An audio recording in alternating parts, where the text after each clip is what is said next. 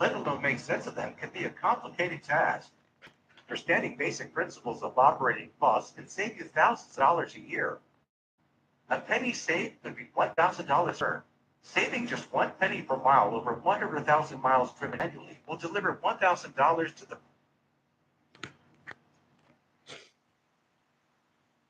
Good morning. Happy Wednesday to everybody. I didn't realize that the stream had started. I guess I clicked the button. Well, we've been back in the United States for 6 days now. Uh, Actually, it'll be 6 days this evening, but nevertheless, there's no place like home. Um, when we landed at Dulles, flying on Lufthansa was pretty good. Had the cats with us. That was that created a little bit of extra drama. But when we went to get our rental car from Avis, they had a big long line. We were supposed to get the fast break. We ended up being there for an hour and a half. Uh, my heart goes out to the man working behind the counter. He was clearly overworked, but he had a positive attitude. He apologized. I said, "Hey, I'm angry, but it's not your fault. We just need to get where we're going. We got a 3 hour drive ahead of us." So we rented our minivan, but the thing had dents all over it. It was dirty. Um, the windshield, the inside of the windshield had fingerprints and like just that gooey film on it. And when you drive into the sunlight, you couldn't see a damn thing. That seems to be a problem a lot when you rent a car these days. When we rented cars in Europe, they were almost always spotless and very clean. I mean, I picked this one up. I had to go to a gas station and wipe off the side mirrors because there was so much dirt on it. I guess they're just shorthanded or something, but it was full of gas. The checkout thing, we just drove up to the gate. I said, did you mark off any damage? She's like, nah, we don't worry about that. I'm like, oh, geez. So we went on down to Richmond, stopped at Walmart, got a litter box and food and litter for the cats, went to our extended stay hotel where we are now. The cats wanted to eat and drink, and they still it took them another 2 hours before they used the litter box, so they went like 20 hours. That was amazing. I know I can't hold it that long, but anyway, it's really nice to get an extended stay hotel that has a nice big desk in it. It's got air conditioning, um, and the only bad thing is the window only opens 6 inches. They've got a block on it, so you can only open it 6 inches to get fresh air. And with the cat litter box in here, you need the fresh air all you can get. It's got a full size refrigerator, a full size freezer, a two-burner stove, um, pretty decent amount of cabinet space. Uh, the high speed internet works fantastically. But nevertheless, it is good to be home. Uh, it's amazing that there's parking everywhere. The roads are wide. Um, the bad thing is, I'm back with American drivers. Virginia has some of the worst drivers in the whole country. But I was driving on 95 South, and it's like, you got all these clods hogging up the left lane, and it's like, oh, come on. So I'm passing people on the right, which you don't do in Germany. But you don't need to because people pass and they move over. If we could just import some German driving habits for Americans, interstate highway driving here would be much better. But it is interesting. The traffic lights in the United States are on the far side of the intersection, so you can see very clearly. In Germany, when you have traffic lights, they're like right next to you or right directly above you. So sometimes if there's a large truck next to you, you can't see the traffic light when it changes. Um, I am getting used to making right turns on red. A couple times I actually hesitated because in Germany you can't do that unless it says you can. Here you can make a right turn on red unless it says you can't. Um, the there are so many restaurants around here that it was good to get edible Mexican food again. I've eaten a couple places, Mexican places in Germany, and it's just not the same. Probably because they don't have Mexicans there, but um, this is real authentic. You would call it Tex-Mex Mexican food. Tex-Mex. It's like uh, it might not be the same kind of Mexican food you would get in Guadalajara, but it's close.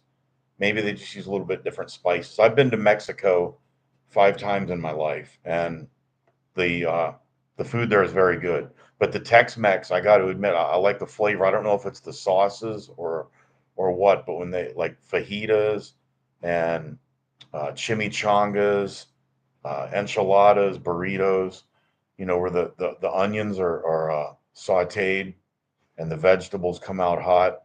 That's just, you know, it's just outstanding. My wife and I made sure to go to there. Yesterday, I went to Arby's and had their chicken sandwich. They don't have Arby's in Germany. That was very, very, very good. We went out last Saturday night with my son and his wife, and we had a real authentic New York City style pizza. In Germany, most pizza is margarita style. It's very thin. It tastes good, but it's just the something about the crust is different.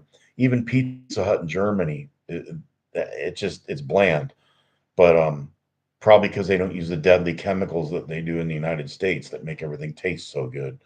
Um, the fries here are definitely not as good as Germany. Nobody does fries, kartoffel, potatoes, pommes fritas like the Germans do. And many restaurants they serve it to you in a ceramic mug so that the fries stay hot.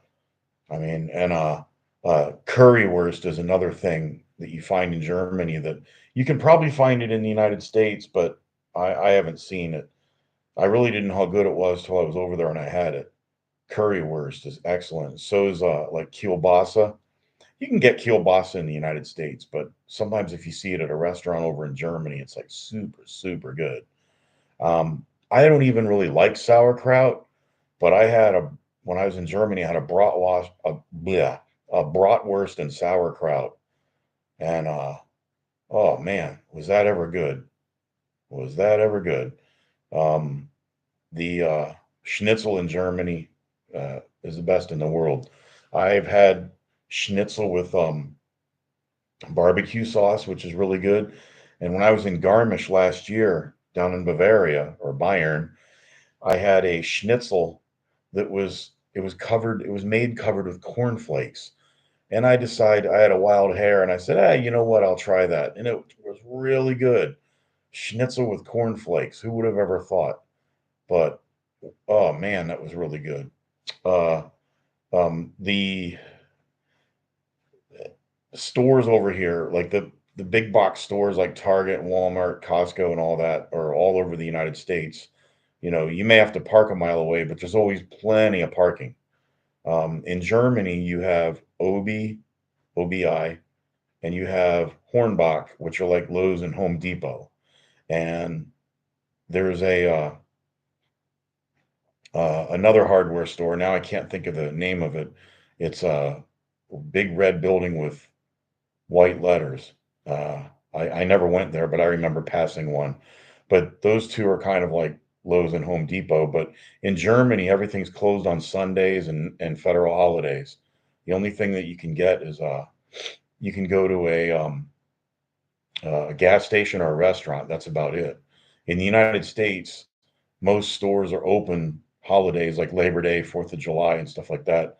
Um, Thanksgiving and Christmas Day are usually the only times that everything is closed. And every so often, there are stores that will be open Christmas Day after 4 p.m. or um, they'll be open New Year's Day after 12 noon, or they'll even be open on Christmas Eve until say 5 or 6 p.m. Um, and Thanksgiving Day used to be a day when everything was closed, but some stores are open Thanksgiving Day now. They get an early start on the Black Friday shopping. I think Americans are more into crass commercialism than Germans are. Um, the weather, it was when we got back, it was 80 degrees and it definitely felt warmer than Germany, but today it's kind of dreary and rainy. It'll probably be in the 60s. So the weather right now is probably similar in the United States versus Germany. And then we'll get the Indian summer where it'll kind of be warmer again. Um, it'll be unseasonably warm. I don't remember that happening in Germany. Um, but being not as far north as Germany, the days here right now are probably a little bit longer. I know in the summertime, the days in Germany are super super long. In June, it doesn't get dark till 10:30 at night. because we were at 50 degrees latitude. Here in Virginia, I think we're at 36 degrees latitude. So there's not as much variance in the amount of daylight you get. Yes, we get the shorter days in the winter, but nothing like Germany. I remember in December over there, it'd be 8:30 in the morning, it'd still be almost dark, and then about 4:15, 4:30 in the afternoon, you had dusk. Um, that if you're not from Germany, that kind of takes some getting used to. You'll be home at night, 7 p.m. at night, and it feels like it's midnight. But one thing I miss about Germany is being able to walk everywhere. Everything everything was within walking distance. Over here, that's not the case. You pretty much have to have a car to go everywhere. There's the mass transit in the United States is not it's not really that good unless you live in a major city. Of course, in Germany, their cities predated the automobile by centuries. In the United States, most of our development came after the automobile. So it's two, not one's not better than the other. It's just the way things worked out. Rail transportation in Germany is superior for passengers. In the United States, sorry, my cat is meowing. One of them. Um, in in the United States, the the rail system is designed primarily around freight. We have Amtrak, but they're not really that good. I don't think they've ever turned a profit. They've been around about 50 years. I don't think they've ever turned a profit once. But the freight rail is the big priority here. Trains. I used to live near CSX line, and you would get trains that had four engines and about 200 cars, and it would take them a good 5, sometimes 10 minutes to go through a crossing. Um, in Germany, they have the trains typically only have one engine, maybe two, and there may be 30 cars. They're really short, and they seem to travel more frequently rather than have a big long train that only comes by once every couple hours. And the Germans have done a really good job of they've eliminated a lot of at grade crossings. So they have overpasses so that the trains can just go straight through. We took a train to Berlin, the ICE, the Inner City Express train, and it had to be going at least 100 miles an hour. We were hauling, and there were hardly any crossings where there was a car waiting at the gate. They had overpasses and underpasses. And it was interesting when we went to Berlin. We went through, I believe it was Helmstedt, somewhere near there, where the old border crossing used to be, and you could actually see where they still had remnants from when Germany was not unified, when they had the old East Germany. I was in East Germany twice when I was a youth. I was there when I was about 10, and I was there again when I was 16. We we went from West Germany over to East Berlin, and I'll never forget that. But my wife and I stayed in Berlin last year. I believe it was in November, and we stayed at a hotel that it now straddles the place where the border and the wall used to be, right near Checkpoint Charlie, and now there's a McDonald's there. But in the hotel, the lobby of the hotel was in West Germany, and the restaurant in the hotel was in East Germany. Um, that was kind of interesting. And there's a part, if you ever go to Berlin, there's an area maybe about a quarter mile long where they left the wall up.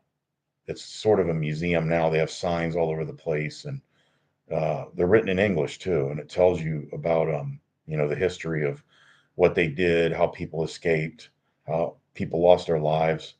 Um, if nothing else, it's an indictment against communism that you have to put up walls and fences and guards to keep people from fleeing because your most productive people will always seek to leave.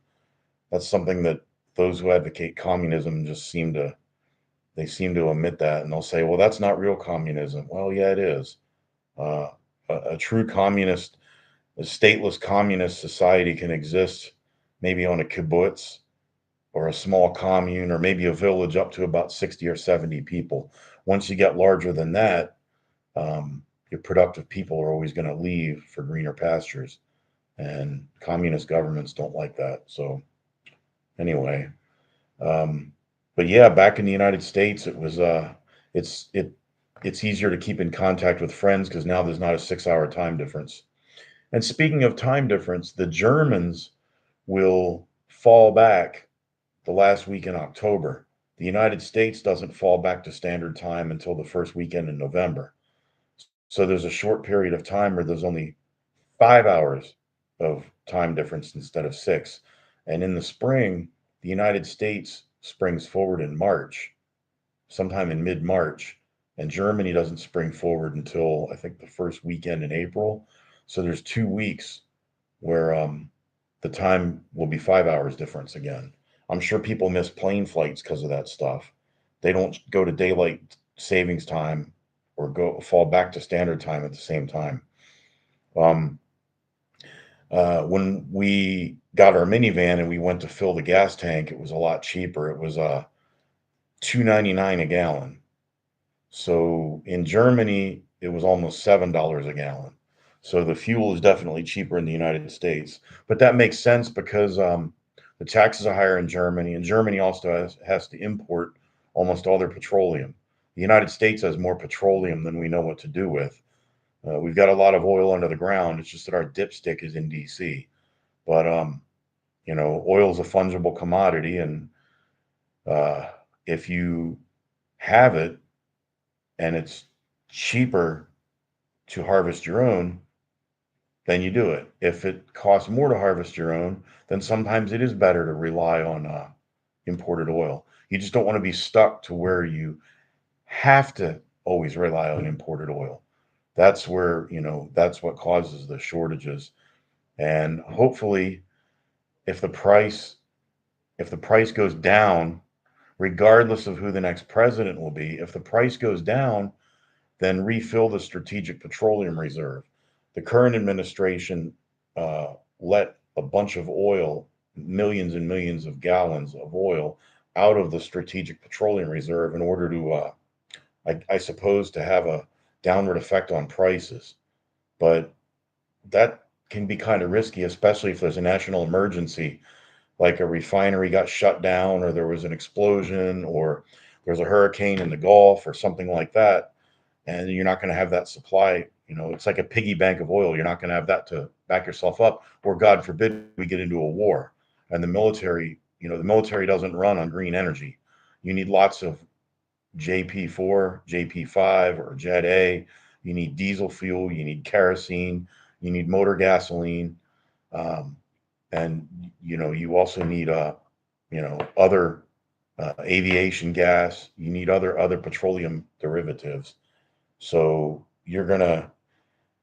you seem to hear a lot more about energy policy when prices go really high. When gas prices go low, people tend to get complacent and say, oh, well, there's nothing to worry about. But as we've seen through the 80s and 90s, wild fluctuation in prices, and a lot of it can be speculation. You can have a tin horn dictator halfway around the world say or do something, and all of a sudden, the spot market or the barrel of oil goes from 60 to 90 overnight, not based on anything, but that's how speculation can work sometimes.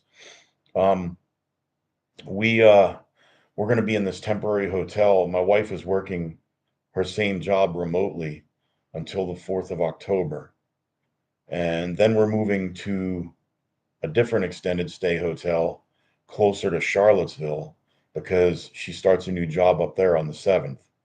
So we're kind of in limbo. We own a house. Uh, we own a house. Um, I guess you could say it's south of King's Dominion, but my mother-in-law and her cousin live there, so we have tenants in that house. And then we're building a house out closer to Charlottesville, Virginia, and that's not going to be ready until the end of October.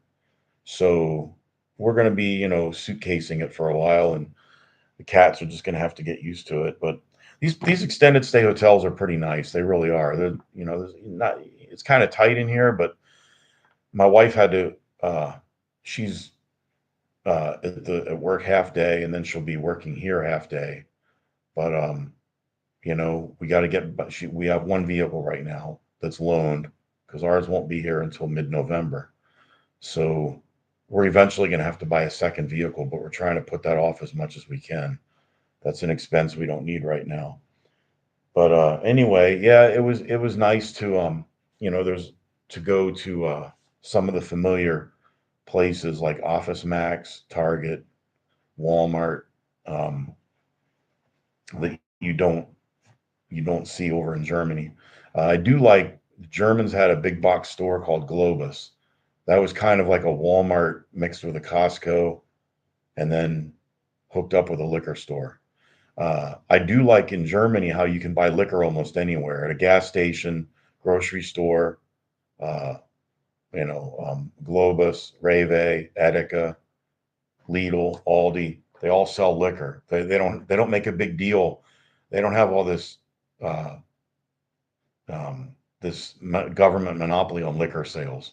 I mean, they have laws and regulations and everything, but in Virginia, you can only buy your alcohol, your booze. You can buy beer and wine in a grocery store, but you can only buy distilled spirits, hard liquor. You can only buy from the state at what they call an ABC store, Alcoholic Beverage Control. It's basically a socialist government agency that has to justify its own existence. It dates back to 1930s when we ended prohibition, and it's very archaic. It's cumbersome. It's expensive. It leads to higher prices and less selection. Um, Liquor sales are something that should be done by the private sector. The only role of the state should be collecting excise taxes, enforcing franchise laws, and you know, uh, having an enforcement role that 13-year-olds aren't buying rum or something like that. But if you go in the United States, each state, because of the 21st Amendment, when they repealed prohibition, each state has the ability under the 10th Amendment to the Constitution to set up its own liquor system. And Virginia's is one of the worst. Pennsylvania's is pretty bad too, but other states like Florida and Texas, Maryland, they have private liquor stores. In Maryland, you can buy beer, wine, and liquor in the same store, but you can't buy, as far as I know, unless they change it, you can't buy beer and wine or liquor in a grocery store. You have to go to a separate liquor store. Um, in in Virginia, you can buy beer and wine at a grocery store, but you have to buy liquor from the state. And Pennsylvania is weird like that too. You can buy wine and beer in a grocery store if they have a quote unquote restaurant in it. Usually, what they'll do is they'll have a table and two chairs back by the deli, and they'll call it a restaurant. Some of the giant stores up there don't sell beer and wine because they don't have the restaurant in the store.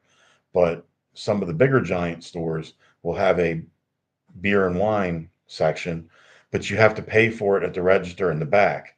You can't get a six pack and go up to the front of the store. It's like, what kind of crap is this? The Germans got us licked in that regard. It's so much. It's a lot less cumbersome. Now Germany does have the VAT tax and everything. Um, it's 7% to 19%, but the price is already included in it. If you buy a 13.99 bottle of Jim Beam and you go up to the register in Germany and you pay for it, it's 13.99. The tax is included. If you buy a 13.99 bottle in Virginia and you go up to the register, it'll be like 14.60 or something like that. They add the sales tax on in addition to the shelf price. That takes some getting used to. And something else I've noticed at two or three different places I've gone to eat. Um, the other night I went to Subway and I picked up two subs, foot long subs, and didn't get any drink or chips with it. But I ordered these 2 foot long subs, Italian subs, and they were very good. But I went to pick them up, and they have the thing now where you touch the credit card on the little thing, and it scans. You don't have to insert your card or swipe it or anything. You just touch the part of the credit card with the chip in it, and it reads it, and it comes up with an option to tip. Okay, I'm picking up two sandwiches, and it was like $23, and it had option for tip on there. And you have to. It's like they make it extra hard for you to have no tip on there. So I just did custom, and I gave them $2 because they were very fast and very prompt. But what's the deal with tipping for picking up something? You're not getting table service. It's like you got two guys stand there, they make a sandwich. They're paid by the hour.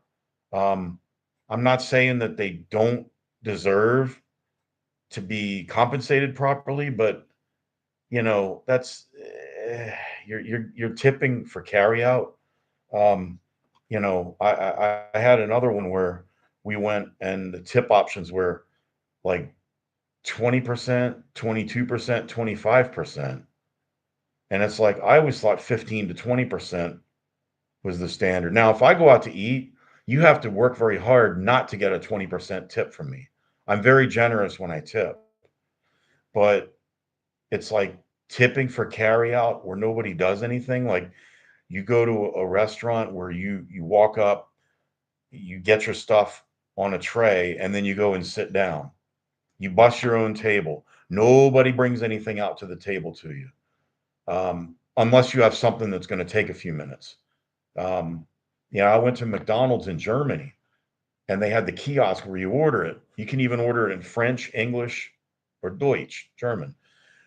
So you push the thing on English, and it comes up with pictures of everything. You tell what toppings you want, and then you it tells you to take a plastic number. They have a big thing. It'll be like number 141. So you type in 141, you make your payment, it gives you a receipt, and you go and sit down, and you put this big white thing. It's shaped like a triangle, and has numbers on both sides of it. You just sit there, and here they come out on a tray 5 minutes later with your meal hot and fresh. Easy peasy. Okay. Now, there's nothing on there about adding a tip. It's just, who does that? But I noticed, and Arby's didn't have a thing on there for a tip because I was getting it to go. There was no service involved, it's just making it at the counter. Um, but anyway, when you go somewhere and they have that on there, like the lowest tip is like 22%. It's like, what? We went to a diner and I tipped. It was, oh, and I noticed also that they're doing the tip based on the amount after the tax. And some localities in Virginia, the state sales tax in Virginia is 5%, or at least it was before I left. Um, some localities have a 5% meals tax. So you're getting hit with 10% on the tax. And then they're asking for a 20% tip on the post tax amount. So, you go out, you have lunch for two, and it's like $40. And you're like, I understand about inflation and all that, but this stuff's getting out of hand. Everybody wants more. Everybody wants a tip. For something where they may not even, um, you know, it may not even be a place where you get full service. Now, for me, if I go and I sit down, somebody comes out with the chips and salsa, they come out with the water, which is free in restaurants in the States, unlike Germany, but they come out and they bring you a menu. They look at you in the eye, they ask you questions, you ask them questions, they take your order, they bring out your food, then they come and say, "Hey, is everything okay?" I don't mean hover over you, but just check on you. Yeah, it's good. Okay. You're going to have to fight like hell to not get 20% from me. I generally tip a little over 20%. But the idea that it's coerced or that it's expected and demanded like they're entitled to it, nah, that dog don't hunt. Um, I don't understand where that mentality comes from. I just I don't get it. But I always tip if I take an Uber, even if it's a short ride, I'll throw them $2 or $3. I drove Uber part time for 6 years, and sometimes you get a tip. Most people don't, or some people say, "Yeah, I'll tip you in the app," and then they never do. But it got to the point I did it. I started like I don't know, 2014, 2015, sometime back there. I did it just part time on weekends. And it was great at first. And then everybody else signed up to drive. And then it got really bad. But then a lot of those people got thinned out.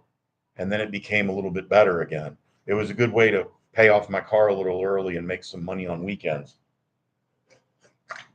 But then when COVID came and they wanted you to wear a mask all the time in your own car, and it's like, nah, this is my car. I'm the captain of this ship.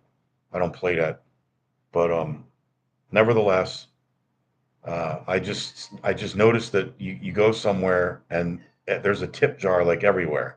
Now, I don't mind throwing some change into it, but the idea that it's expected, I guess that's what bothers me so much. Like they're like, oh well, what's the tip amount? Like they assume they're going to get a tip, and I always tip if I get service, but it kind of rubs me the wrong way when you're just getting something made. You're picking up a meal to go. The person doesn't ever have to step out from behind the counter. That kind of is like, you know, it just rubs me the wrong way. Maybe I'm wrong about that. Maybe I'm just being an old fuddy duddy. I don't know. But I always tend to throw my change in the jar or whatever. I mean, I don't, I've had to, before I retired, I had to bust my ass a lot. And I understand and appreciate hard work. But yeah, now we're having our house built, and we're going to be pretty far out in the sticks. So, I don't like the idea of having to go everywhere in a car, but I don't want to be around where it's crowded and you're up to your eyeballs and everybody else, and there's noise. And the a pet peeve of mine is the marijuana smoke. Oh my God, it's everywhere. I go to the grocery store, I get out of the car, I walk across the parking lot, and it's like you get a contact high. And that was in Germany too. They've decriminalized it in Germany. In the United States, it's still illegal per se, but most states or many states have decriminalized it, including Virginia. If you want to imbibe in that stuff, that's fine. It's not for me. If they made it totally legal and they paid you to smoke it, I wouldn't touch it. I did it twice when I was 19. It did nothing for me. But nevertheless, I hate it when it's everywhere in public. It was like when we went to Amsterdam last year. Ugh. But oh no, that was earlier this year. Yeah, that was back in the spring. We went there in April. But I mean, it's everywhere, and it just stinks. It's like ugh. In our hotel here, there's no smoking, but they have a bench outside, so people go out on the bench and toke up, and some of the smoke comes in the window. Not an offensive amount, but you can still smell it. And it's like God. It's like does everybody? I mean, does everybody smoke pot now? You know, whatever happened to just sitting back with a glass of bourbon or something? But nevertheless, we're glad to be home. Well, here we are in the middle of the election season, and as I've driven around some of the roads, I have not seen very many Trump signs. I've just seen a few. I saw one Harris Waltz sign. That's strictly anecdotal. I haven't toured the whole state or anything, but I saw like maybe three or four people with a Trump sign in their yard, and I saw one Harris Waltz. Um, I think that a lot of people, they're reluctant to put signs up, except for the dedicated faithful, because it seems like most people who are voting for Harris, they're really not voting for Harris, they're voting against Trump. And a lot of people voting for Trump, yeah, there are the Trumpanzees, the people who think he hung the moon, but a lot of people are voting for Trump just because they're afraid of how bad Harris can be. Um, there's the double haters, which I guess I'm one. The double haters are the people who don't like either one of them. But from a pragmatic standpoint, I look at her job performance in California, her voting record in the Senate, things she said. She's an economic illiterate.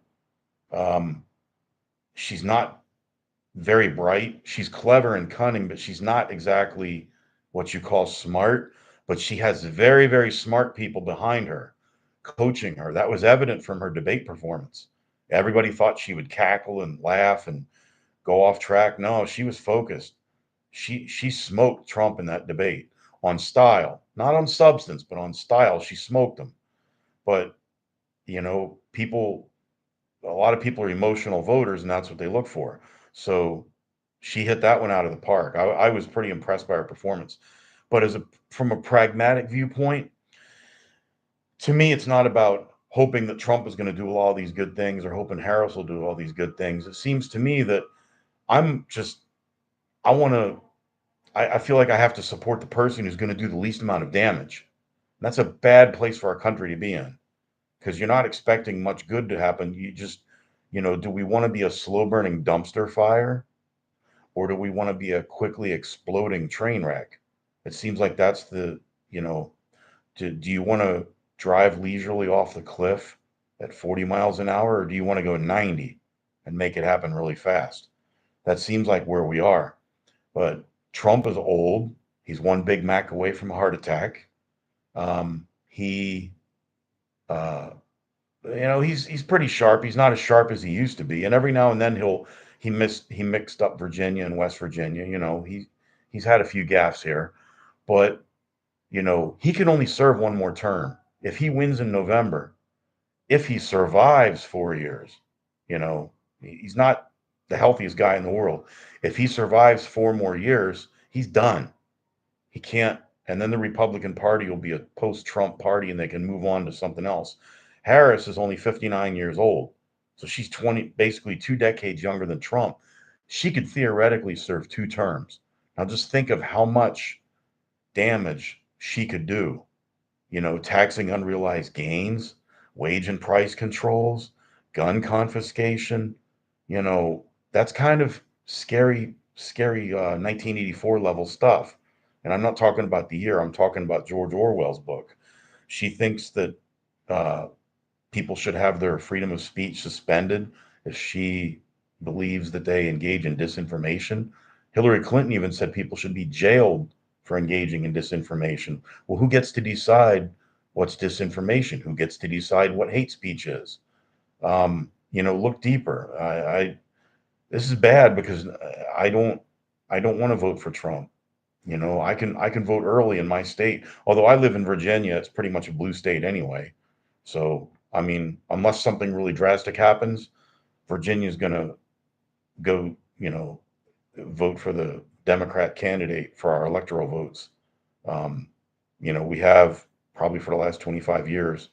So, yeah, we have a Republican governor, but that doesn't mean anything. Our senators, both of our U.S. senators are Democrats, and hopefully Tim Kaine will be unseated this year, but I doubt it.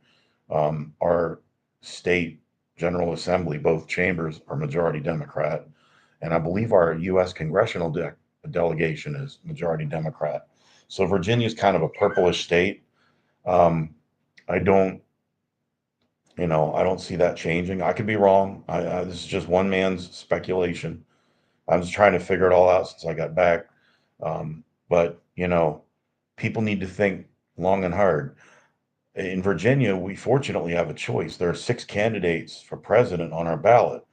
You've got Harris, you've got Trump, you've got Chase Oliver, the Libertarian, you've got Jill Stein of the Green Party, you've got Cornel West, who's like an independent Marxist of some kind, and then there's a woman, her name escapes me, but she's running as a uh, socialist liberation candidate, which those 2 words, you know, don't really jibe with each other. But anyway, I've rambled on enough. I just wanted to say I'm glad to be home, but there are some things about Germany I will miss.